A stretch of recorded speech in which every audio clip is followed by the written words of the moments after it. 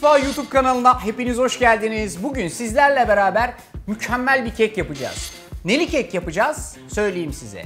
Yağsız, unsuz, şekersiz bir kek olacak. Tatsız tuzsuz bir şey olacak diye korkmayın. Çok lezzetli olacak. Özlem Hanım korktuğu için şu an mandalina yiyor. Nasıl bir şey olacak? Bak böyle bir şey olacak. Laps. Ondan sonra etrafındaki kağıttan da çıkartacaksınız. Altındaki fırın kağıdını da çıkartacaksınız. Sonra dikkatli vaziyette böyle burada servis edeceksiniz. Keseceğiz.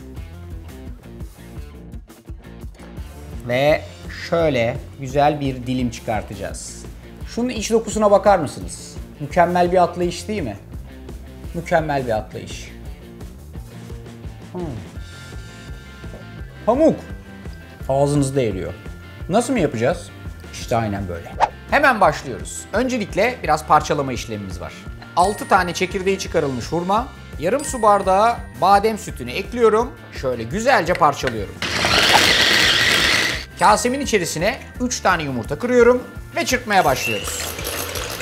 Yumurtayı birazcık çırpıp köpüklendirdikten sonra şeker koymanız lazım ama bu tarifte şeker yok. Ne var? Hurma var. Hazırladığımız badem sütlü hurmayı yumurtanın içerisine ilave ediyorum ve şeker yerine bu arkadaşı yumurtayla çırpmaya devam ediyorum. Hemen arkasından parçalayıcının içerisine 2 tepeleme kaşık fıstık ezmesi ve kalan yarım bardak badem sütünü ekliyorum ve aynı şekilde parçalayıcının işini yapmasını sağlıyorum.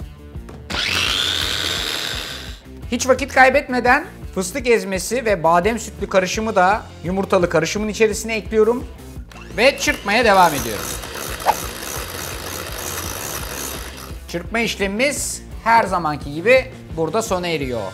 Şimdi bu arkadaşın içerisine sırasıyla 1 su bardağı toz fındık, 1 su bardağı toz badem, 1 paket kabartma tozu, çeyrek muskat rendesi ekliyorum ve her şeyi bir spatula ile dışarıdan içeriye doğru kapatarak karıştırıyorum.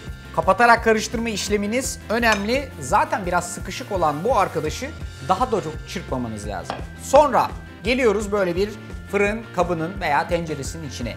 20 santimlik bir fırın kabı, tabanına ve kenarına böyle bir fırın kağıdı yerleştirdim. Hafif de nemlendirdim ki kolay yapışsın diye. Hiç vakit kaybetmeden bu hazırladığım unsuz, yağsız, şekersiz, çok lezzetli karışımı bu arkadaşın içine transfer ediyorum. Şöyle fırın kabımın içerisinde güzelce yayıyorum ve önceden 180 dereceye ısıtılmış fırının orta tarafının bir altına telli rafa atıyorum. Yaklaşık 30 dakika. 30 dakika sonra fırından aşırı kabarmamış ama güzelce ayrışmış çok lezzetli bir unsuz, şekersiz, yağsız kek çıkacak. Neymiş? Evli mutlu çocuklu. Gibi bir şey, evet. Hiç kimsenin inanmadığı, evli mutlu çocuklu, hiç kimsenin inanmadığı yağsız, unsuz, şekersiz kekimiz işte burada. Huysuz Özlem bile beğendiğine göre herkes afiyetle yiyebilir. Bence Adem, yapın. Ne zaman evleneceksiniz? Bombayı atar gidelim. Hepinize afiyet olsun.